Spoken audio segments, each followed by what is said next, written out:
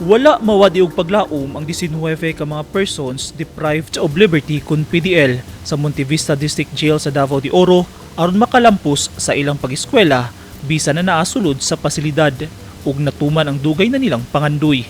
Kanya tong Biyernes, Pebrero 17, na kumpleto nila ang ilang basic education ug skills training ubos Alternative Learning System kun ALS program sa Department of Education ug Technical Education Skills and Development Authority kun TESDA.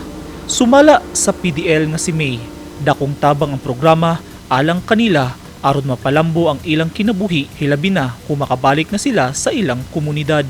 Nabati ug ikalipay sa mga PDL nga wala sila hikawi ug higayon luyo sa ilang salaod nga nabuhat kay gihatagan pahinuon sila og oportunidad sa gobyerno nga mapadayon ang ilang pag-eskwela. Gidawat sa matag graduate ang ilang diploma alang sa junior high school ug certificate of completion alang sa tulo ka adlaw nga basic haircutting nga dunay starter kits isip training component sa programa.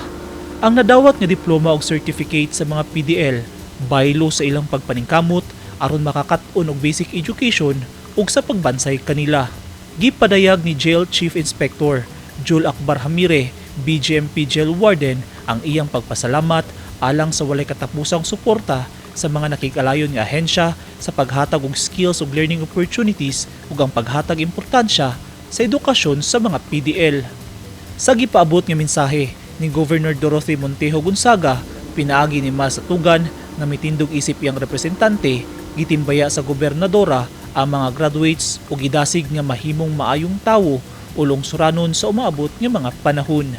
Sumala sa provincial government, tinuod ang ilang misyon nga walay bisan usa ang mabiyaan kay padayon ang pagpaningkamot sa gobyerno aron mahatod ang serbisyo publiko sa katawhan sa Davao de Oro. Mitambong sa graduation ceremony sila Bernardino Dizon, ang Senior Vice President sa Development Academy of the Philippines, Arlene Lim, Officer in Charge, Assistant Schools Division, Superintendent ug ubang opisyal sa TESDA, ALS, DepEd ug PLGU.